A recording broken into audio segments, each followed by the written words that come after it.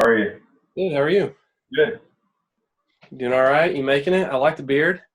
Yeah, it's it's easy. I got time to keep up with it, so Yeah, might as well, right? yeah. That's good, man. Well, you making it through this whole deal? You bored yet? Yeah, I'm trying to find ways to stay busy. I know my house is cleaner than it's ever been. Yeah. Yeah. How are your kids doing?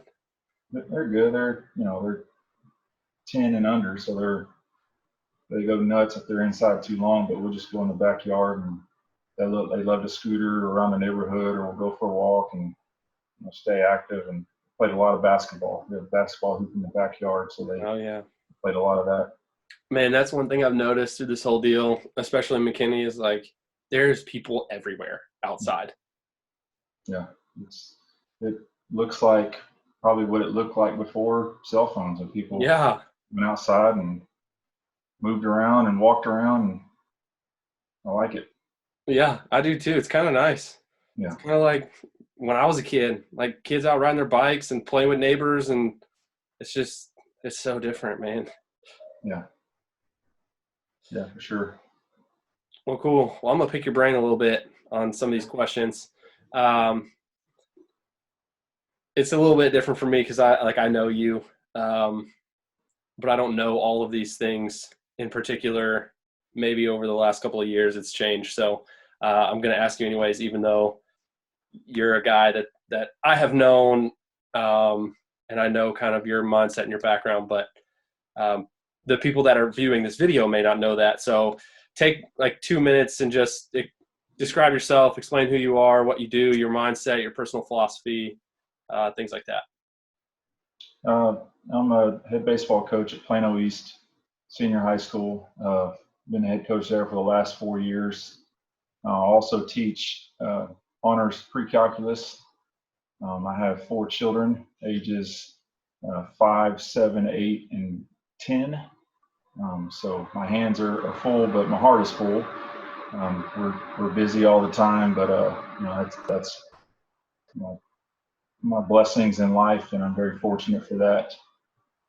Man of faith, and definitely family, and a strong set of friends. And then I enjoy working out, staying active, and staying fit. I think that's important, one for my health, but two for setting an example for my own children, so they know that's the norm, and as well as my athletes. I always have had a hard time thinking about telling my athletes to do something and be active and stuff like that if I can't do it myself. So setting an example for them. Love it. How is all this stuff affecting you as a teacher and a coach? It's made me slow down and reflect on my life, and I'm 13 years in, and like I said, I have four kids, and I'm very blessed. Um, I realized that I've missed my kids during season, when season's in, because I'm gone all the time. I didn't realize I missed them as much. We formed a bond that's stronger than one we had, so I'm thankful for that moving forward. I'm thankful for my job and my place of work. Plano East is a good place to work, and there's good people there, and I get to do what I love. And I'm thankful for the job I have. As teachers are taken care of during this time, and I don't take that for granted, and I'm very thankful for that. Man, I think teachers now, people are viewing teachers as like, whoa, these guys have a hard job now that they're having to stay home with their own kids all day. I think Mhm. people are starting to really place some value on what a teacher actually does now. I think I've realized that I don't ever want to be an elementary school teacher. I can teach high school kids that can take care of things for the most part for themselves, with these kiddos, and they need a lot of help and direction. So blessings to those elementary school teachers. Oh man, I could not do that either. I mean, I have a 1-year-old, and I'm like, gosh, I can't get anything done. Like I'm always like, oh, I got to keep my eye on her. Oh, I got to be up there. I'm like, gosh, like I need to send one email. How am I supposed to do that? That's so funny. Yeah. Okay, so talking about being a dad, but also being a head coach, you have guys that look at you pretty heavily all the time in terms of a leader. So how do you view leadership, and then how do you implement that into your program? I think all the guys can be a leader at some level somehow. Leaders are people that find ways to communicate and mentor others and make others better, and with the goal of sticking to that one objective. As a leader of the program, my objective is clear of how we're going to do things, Mm-hmm. and I communicate that clearly. And a big thing that I've learned to teach in the last few years is autonomy and self-governance and ownership. And there's a lot of time that I'm away from the guys, like in the summer, and of course weekends, where I sit there and just hope that they're doing what they're supposed to be doing, and worries. And the worst part of the year is for me is Christmas break, because we're about to start season and we've built up strength and speed and health, and then they got 2.5 weeks where they're on their own. So the more mature and wise I got as a coach, I realized that if I can just teach these guys to own what they do, that I don't have to worry about it. And they're going to do what they're supposed to do, and when they don't, it's going to hurt them more, and they're going to take care of themselves when they're away from me. I think leaders treat other people right. They serve others. They have integrity. They're reliable. But I think the most important thing is the relationships built. Big relationship person. I think that's got to be in place first before those kids believe in me and believe in the vision. If they trust me first and they respect me, then they're going to do more for me. And I understand I'm in a position, just because I'm the head coach and I write the lineup, that kids are going to treat me well regardless. But I want them to, I want that to be a true level of respect where they're willing to do anything that I ask and more, not just because I ask, because they know it's the right thing, that we're all trying to achieve the same thing. I think that started to happen in our program, and it's taken all of 4 years to get there, to finally achieve that common goal. But it's a tribute to those kids and their work ethic. I think a leader has to have a top tier work ethic, to where that's not even it's a non-negotiable, that when you look at a leader, that they're always outworking you, and that's very respectable. Yeah. So I'm going to preface this next question with being a part of your program. I have seen you build culture from the ground up, and it is one of the most impressive things that I've seen in my very short coaching career. But I want you to define culture, and what does culture mean? It's a way of life. It's the way you do things. It's a norm. It's your pattern of behavior, your beliefs, and your words, your attitude, your value, your morals, your goals. Um, it's the shared, those things shared by a team. I think their culture and tradition are similar. Tradition is a culture that's passed on from generation to generation. That's my long-term ultimate goal, is to establish a winning tradition, and winning the right way and serving others. The culture defines the characteristics Mm-hmm. at a particular point in time. And culture to me is, there's 1,000 definitions, but in my opinion, it's serving others first.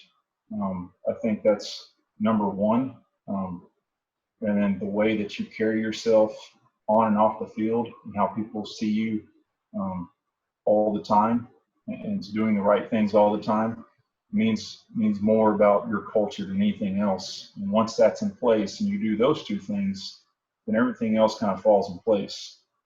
Other guys buy in. When the kids first start doing all the community service we do, there are some groans and moans, and we got to do this and we got to wake up early. But when they start doing it, they start seeing how happy other people are, how happy it makes them feel good, and they want to do it again. So one of my goals when these kids graduate and go on is, on their own, I want them to do community service and give back and serve others. And I think that's what this life is all about, is taking care of others and making others feel good. And in the process, you build relationships, and you build trust and respect. And I think that's where it starts. Yeah, I mean, I can attest to a little bit of your culture just from you having some of those, freshmen and sophomore guys all fall, and then they come and be with me in spring. I mean, it's night and day between the kids that were with you and the kids that weren't. I mean, you can just tell completely the mindset is totally different from kids that have seen how your program work. They've seen you as a leader. They've seen the kids that you groom as leaders, the upperclassmen. I mean, that's a testament to your program and the culture that you put behind that. So that's a pretty big deal. I value your culture mindset a lot, just from like seeing different things. So yeah, man, I love that. Okay, so you talked a little bit earlier about you like to work out and your own personal fitness and stuff like that. So how has this? I know we were working out at the same gym for a while, and that's closed. So how's this taking a toll on you? It's been different. I've got some dumbbells and a couple of bars in my garage, and just it's the hardest thing's been the motivation, because I like to go to the gym and be around people and see Mhm. other people and all the machines, and so going in my garage is a little bit different look. But I've had to do that, and I've gone on runs and enjoyed the neighborhood and the weather and seeing all the people. And big thing is I've you know, got my kids lifting a little bit more than I'm not doing a ton with them, but just getting them used to picking up weights and teaching Yeah, them exercises. And that's been a big part of it for me. yeah, that's awesome. So what do you do from a nutrition standpoint? It goes back to autonomy. It's another thing that fits in that mold. That concept is, I can tell kids all day long what to eat, how to eat, when to eat. Um, I do tell them, drink plenty of water and get your rest. I think that's a huge part of it. Most of the guys um, at this stage in their life are trying to add weight. They're trying to put on weight, and their Yeah, metabolism's through the roof. And they just, coach, I can't gain weight. What do I do? So we talk about different ways to gain weight and achieve their goals. And but again, if they learn to own that concept, I'm not only teaching them a key concept for now, but for their entire life, that if they have ownership and autonomy and they govern themselves, they don't have to rely on somebody always telling them how to do something, yeah, then they'll own it. And then as they get older and they're trying to lose weight eventually one day, yeah. when they get older, that they'll have that discipline that they've built themselves and that ownership. So let's talk about your goals as a program. So how has things changed? You can kind of define your short-term, long-term goals, but in light of all of this coronavirus stuff, how's that changed with you guys getting completely cut off on your season?